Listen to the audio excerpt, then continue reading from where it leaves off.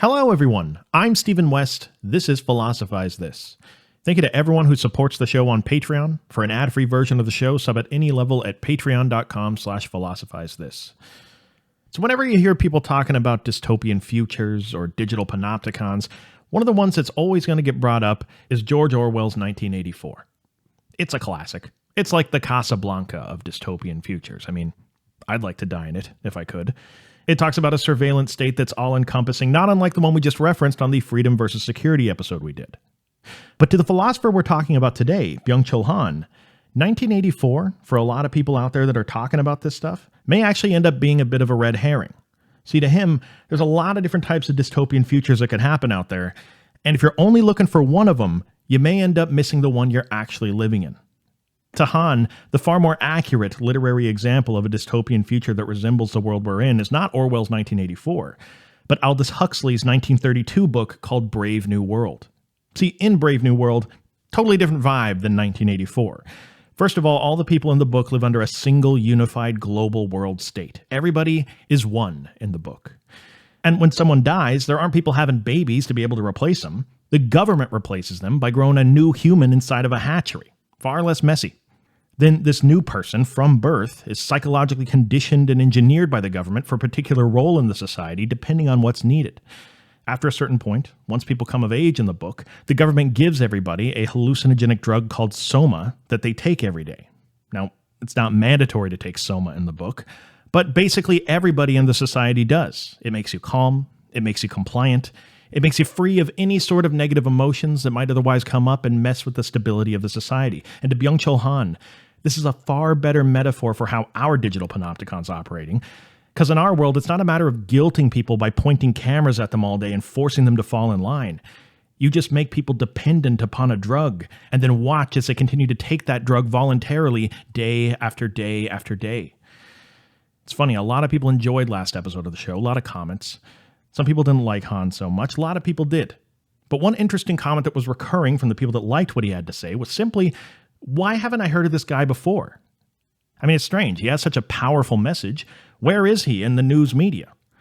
Well, there's a few reasons for that. For one, his work really hasn't been translated into English until fairly recently. But maybe the main reason that an informed person like yourself wouldn't have heard about Han before this is that his ideas don't really fit in neatly to the often oversimplified political narrative that dominates Western media. I mean, if Byung Chul Han's work could be reduced into something that was 100% conservative or 100% progressive, he'd be a superstar right now. The problem is his work isn't that simple. And if your work isn't that simple, it's tough for media that's driven by ideology to know where to even place you. It's tough for them to know whether you're actually an ally or not. Like, are you fully committed, son, to agreeing with us on literally everything that ever comes out of our mouth? Are you going to play ball? They don't like his answer to that question. The good news, though, is that for a show like this, we're driven by an ideology of curiosity, if anything. We're just trying to entertain ideas without necessarily accepting them. Right? So in that context, he fits in perfectly here. Now, I have an obvious statement to lead this episode with, but it needs to be said. Because Han is a guy that's doing his work in today's world, he's often commenting on things that are going on in today's world. So over the course of this episode, there's going to be several things we're talking about that no doubt you're already going to have heard about. And more than likely, you're already going to have intelligent explanations for why these things are occurring. That's fine. But just know that Byung Chul Han sees many of these things through a totally different lens than other people in the media landscape. He sees them through the lens of his work that we started talking about last episode. So whether it's the crisis of democracy, conspiracy theories, fake news, rites of passage, there's going to be several things we talk about in this episode. Just know that Byung Chul Han sees all these things as manifestations of that ethos we talked about on last episode, and that in this episode, we're talking about the actual examples, the actual points of contact he sees and how society is changing. And because there's going to be several of these, if I had to sum it up and put it into a thesis to give this episode some initial structure, I'd say this, that the rise of narcissism, the rise of authenticity as a neoliberal slogan everyone should be aiming for, and the rise of this technology everyone uses that makes everyone's experience of reality far more shallow, all these things combined to Byung Chul Han are making several very important things that bind and connect society completely disappear. In philosophical terms, what he says is disappearing are constructive forms of negativity. And each one of these things that's disappearing is going to have a different book that he writes that's dedicated to it. Now, we'll know what he means by constructive negativity by the end of the episode. Point is, to say that everything that binds or connects people is being destroyed by the structure of society, that's a pretty big statement to make. So I want to start with that big statement, and I want to take some time here to give a few examples of what he's talking about. And just so we don't skip anything, I want to start from the place that we ended last episode on.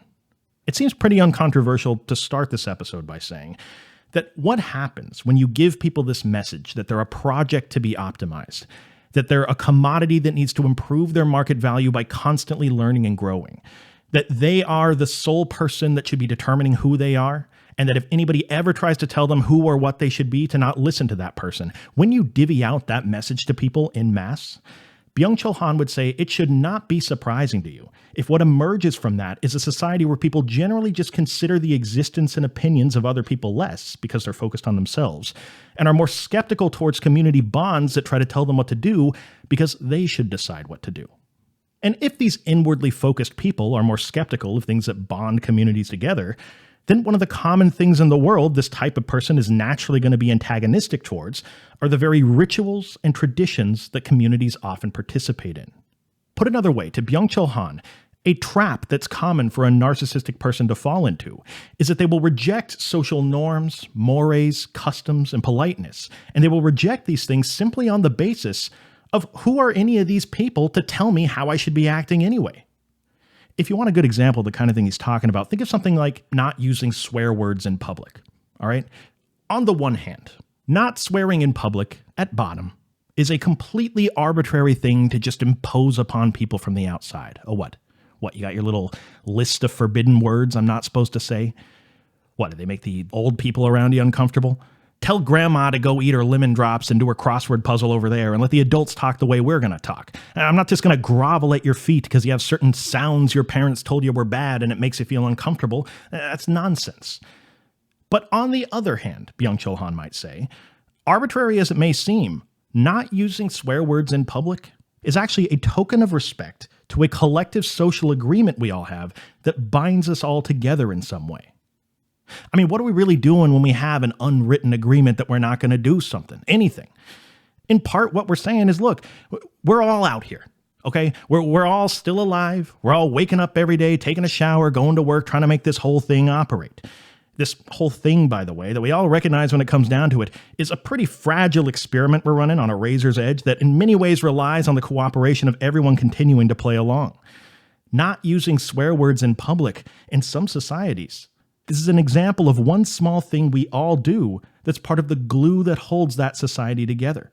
In other words, the function of the ritual in this case is that it binds and connects people together in some way. Now, from the perspective of the narcissist, they don't see it that way, or at least it's hard for them to. From their perspective, this is just something that's being imposed upon them from the outside. This is people telling me what I can and cannot do. Nobody should be doing that. And because they see everything only in terms of that immediate transactable value to them, it's harder for them to see the value this has to the group more broadly. And obviously this extends far beyond the use of swear words in public. Take another example of something in the realm of being polite to each other. You're walking through the grocery store, a little too fast with your cart. You come to an intersection, someone from another aisle comes to that exact same intersection, you almost hit each other, but you don't. You guys both give the wave, pardon me, sorry about that, the smile, and then you move on. Why do we do that? Why waste your time doing that? From a narcissistic point of view, that person doesn't own the grocery aisle. I have every right to be there just as much as them. Why should I pay deference to any other person on this planet? I didn't ask them to be in the store. Who are they to have a problem with me? If they have a problem with me, then they never have to see me again. This inward obsession, right? You could certainly see it this way, but rituals, customs, norms, to Byung Chul Han, these are things that have served an absolutely crucial social function all throughout human history. And again, the prevalence of this sort of narcissistic rejection of them, amplified by technology, is leading to their disappearance. So let's get down to it. What is a ritual to Han? Because the examples I've given so far have just been in the domain of politeness, but as you can imagine, rituals fall under a much broader class of definition. In his book called The Disappearance of Rituals, Han says he thinks a good way to describe the function of a ritual is to call it a temporal technology for housing oneself. Now, on the surface, to some, that can sound overly philosophical, like cringe levels of effort are going on here to try to sound smart, job interview level cringe. But it actually makes a lot of sense if you take a second to break it down. If a technology is something we often make that provides some sort of use for us as people, then a temporal technology, temporal meaning related to time, a temporal technology, a ritual, is something that does something useful for us when it comes to the progression of time. To get closer to what he means, Han says rituals are in time as things are in space. Let's think about what he means by that. Imagine being in physical space with no physical things around you. What would that be like? Well, it'd be like being in parts of outer space. You'd just be floating in whatever direction you were. There'd be nothing to walk on. There'd be nothing to reach towards. There'd be no structure to any of it at all. Well, so too with rituals when it comes to the passage of time for Han. A society without rituals, or an individual life without rituals, is one where every single moment blurs into the next. There's nothing to mark the end of one activity or period in life and the beginning of another. There's no closure for Han. Think of the common complaint you'll hear in modern society of people that say there's no such thing as a rite of passage anymore. They'll say there's no ritual or no specific moment that graduates someone from being a child into an adult, for example. Well, when that's a possibility for someone, the result of this is sometimes that it becomes possible to just sort of sit in adolescence for a decade of your life until you become so embarrassed by your life that you finally move on to the next stage. It's a bad look. But more importantly to Han, it's a tragic look, because this is just one example of hundreds in the modern world where people don't ever get closure on one period of their life so that they can be fully immersed and present in the next period of their life. They just get stuck in purgatory in a lot of ways now. The reason these transitions between different moments in life and moments in our day are important is because at a deep, deep level, we are narrative creatures to Han. We make sense of our lives, we get meaning from the things that are going on in the world around us when they fit into some larger structured story that we have. To Byung Chul Han, rituals provide that structure. They are the things that give meaning to time and turn time into anything other than just an endless succession of separate moments that are all unrelated to each other. I mean, how does any one moment come together into a meaningful plot point in the story of your life? When Han says that a ritual is a temporal technology for housing oneself, this is what he means by it. Which is also to say, in more philosophical terms, that they provide a certain amount of what Han calls constructive negativity. They slow time down in a way to Han. Things that bind or connect communities together, things like trust, integrity, commitment, faithfulness, these are not instantaneous things. These are things that take time to develop, which then allows deeper connections within the group as a whole to develop. To Han, life loses all stability when everything in it is short-term. Rituals provide that more long-term structure. So again, from a narcissistic perspective, when you're just wrapped up in your own life, it's so easy to be a critic of a ritual that's not immediately benefiting you in a transactional way. It's so easy to make fun of these morons doing a flash mob. Really? Did that make you feel special? Waving your hands around, messing with people's day? Or how about the morons doing the 10 millionth gender reveal party this year? Ooh, I wonder if it's going to be blue. On one hand, it's so easy to make fun of them, but on the other hand, if you're somebody whose life is practically devoid of rituals, go do a flash mob. Tell me how you feel afterwards. Laugh at the sheep that are all going off to university, for example. But on the other hand, go to a university, immerse yourself in that ritual completely, and tell me how you feel afterwards. To Byung Chul Han, we need daily and lifelong rituals to help bring that narrative structure into our lives in a world that's making it increasingly hard to be able to get those things by default. Now, since we're at this point in the discussion, I want to pivot to another one of these things Han thinks is disappearing from society, something else that historically has provided narrative structure and bound and unified people in the process. What I'm talking about is truth. The ability for people to arrive at truth or knowledge is starting to disappear as well. He writes about it in his book called The Information Society. First of all, it should be said, truth and knowledge, these are also not things to Byung Chul Han that can get instantly injected into your head with a TikTok or a YouTube video. In the same way that when it comes to rituals, where life would otherwise be a sea of moments that are all unrelated to each other if rituals didn't give them that context as part of the narrative of your life, when it comes to developing knowledge or truth or a cohesive narrative about how reality works, looking down at your phone and being fed an endless stream of these fragmented bits of information, news stories, social media posts, videos, none of this stuff is being presented to you in a way that even attempts to link it to any context that makes it enduring. That's a problem to Byung Chul Han.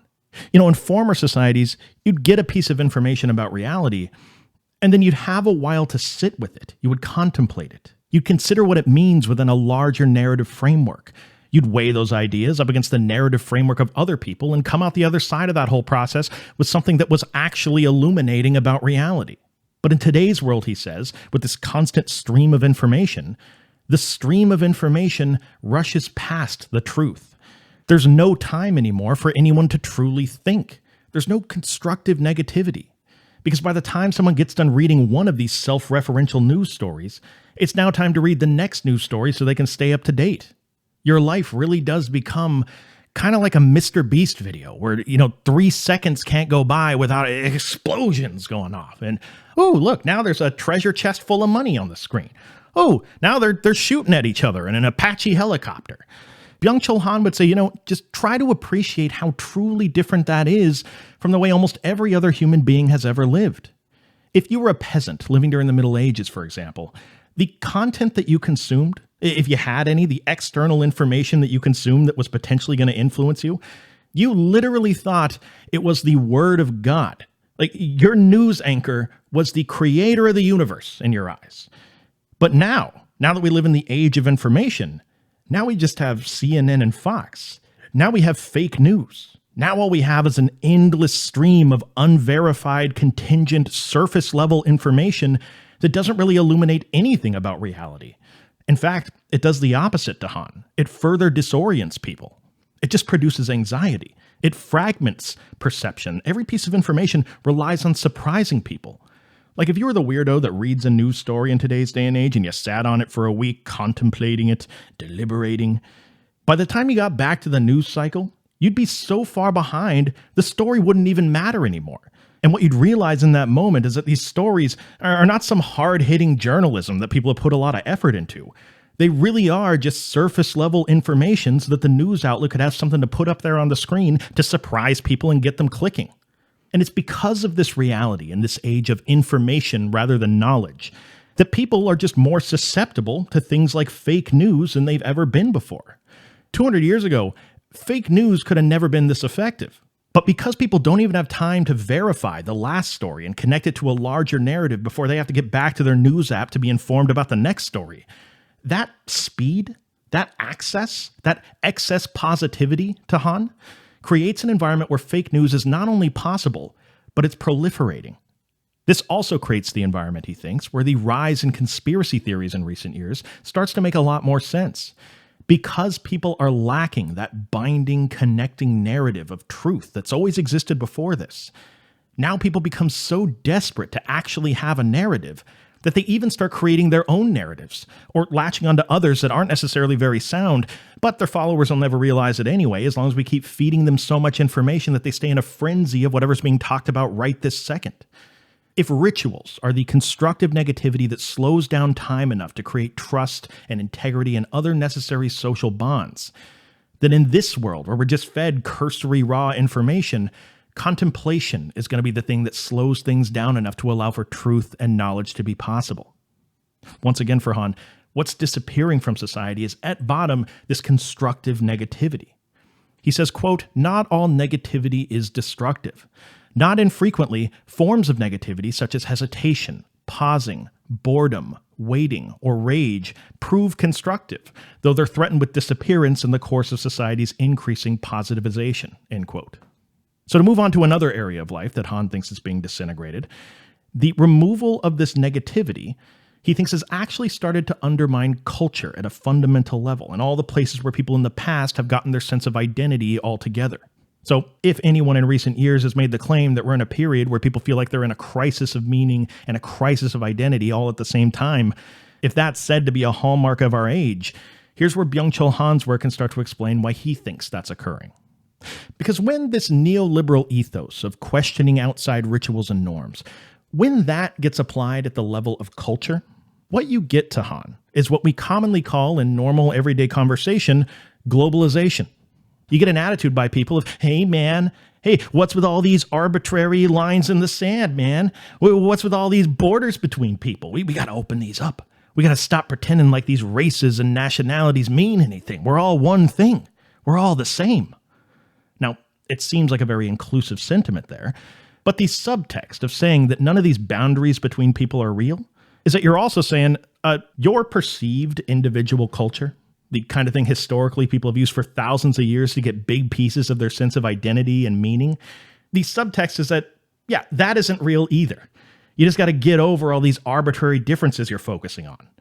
And notice the connection to last episode when Han was talking about the terror of the same and how this whole attitude eventually smooths everything out and takes away the rough edges so that nobody's disagreeing anymore and everything can keep on being economically productive and efficient.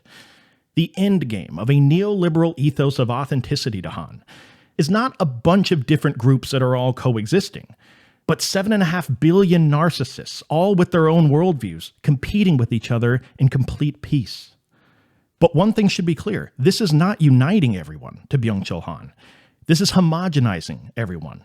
When you push for globalization, by turning everything into the same thing, you're not dealing with the actual differences between you and the other.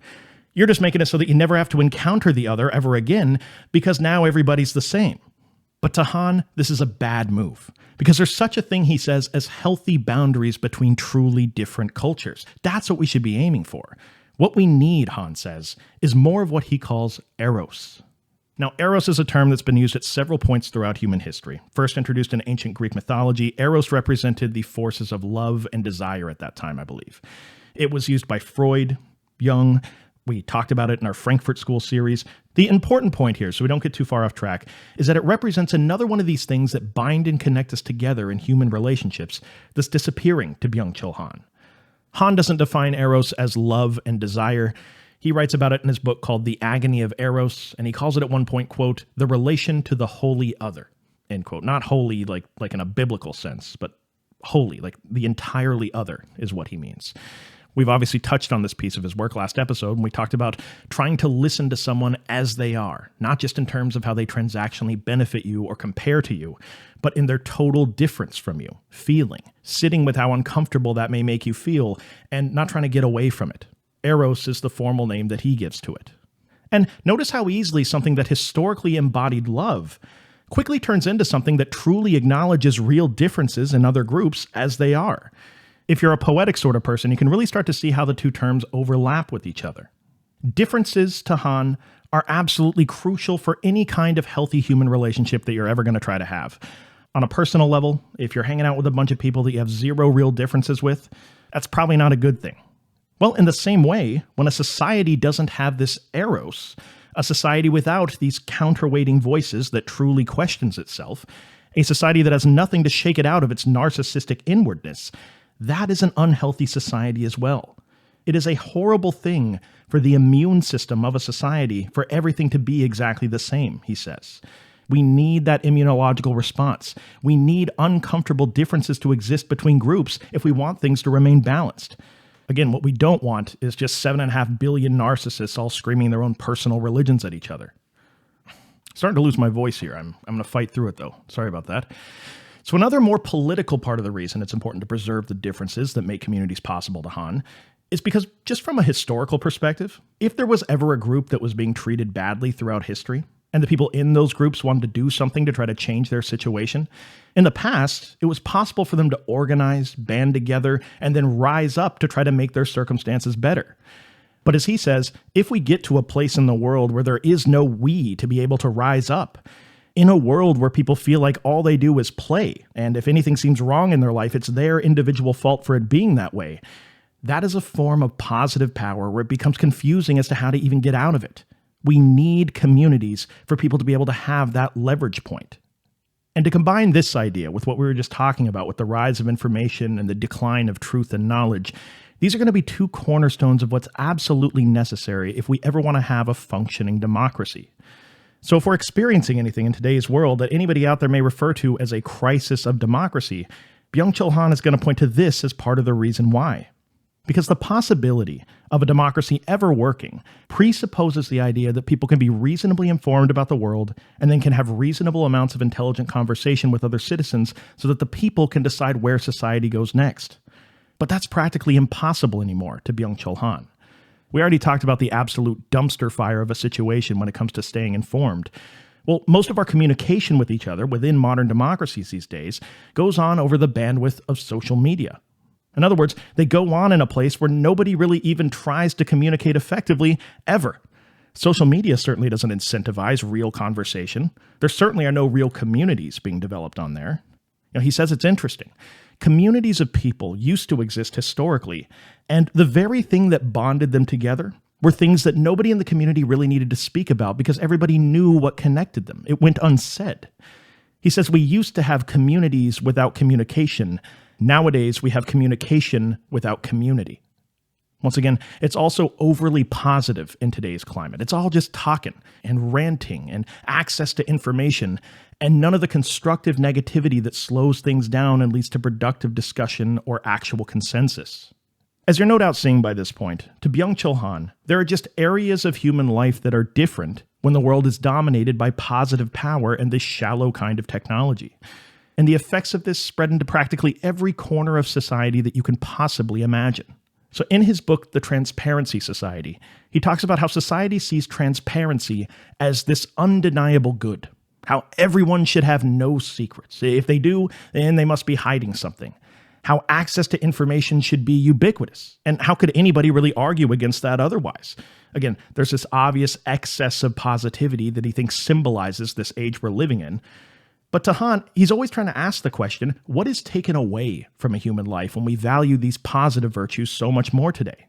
When it comes to transparency in particular, what's taken away there? How about the very need to trust another person? Does that become obsolete in a society of total transparency? To give an example along the lines of our digital panopticon, let's say you're going to parent your kids, and the way you decided to do it was you're just going to put up a security camera in their playroom and make them know that they're being watched all the time. Giant poster of you on the wall like you're the Führer of the house. Got it on Etsy. Well, that solves the problem, right? They're behaving now. But does it solve the problem? Are you really being a parent there?